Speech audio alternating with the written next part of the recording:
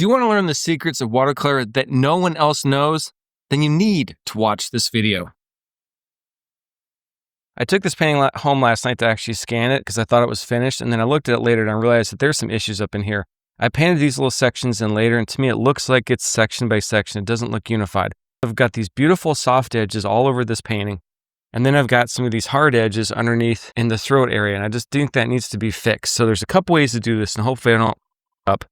But there's a good chance I'm going to mess it up, but we're going to see real quick. So the first thing I'm going to do is I'm just going to take a squirrel mop brush, and I'm going to take a clean squirrel mop brush. So I'm going to clean out my brush from yesterday, and I'm just going to take some clean water with the squirrel mop brush. These guys are really soft. And the first thing I'm going to try to do to fix this is I'm just going to go over this with just some water. And we're trying not to disturb the color too much. And that's the hardest thing, because you don't want to go back and forth too much. If you just put some water down on top of it, it's not really going to destroy the painting. What it's hopefully going to do is a little bit of that color is going to come off of here, and it's going to just spread out a little bit, and it's just going to kind of unify that area a little bit more. But I got to let that dry. So now don't mess with it. Just let that dry and let that sit there.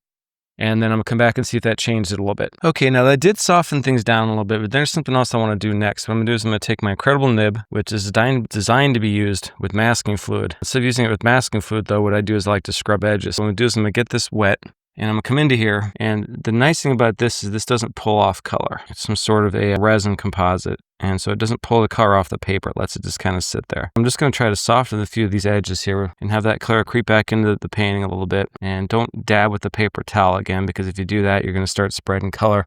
You're going to start taking color off the paper as opposed to leaving it on here. So the idea of this is just to soften some edges, let the color creep out a little bit. Also, what was showing up here too were some of the pencil lines in this little area. I just knock back those edges a little bit. It's not so hard edged. And then I've got to let that sit there. And now that things have dried, I think that softened up that edge a little bit.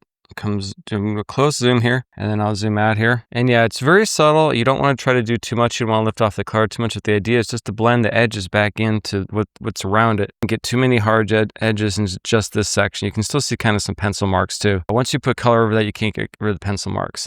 So that is how you soften some edges on paintings later on. If you like this content, hit subscribe. I'll have more watercolor tutorials in the future. Thanks a lot, and happy painting.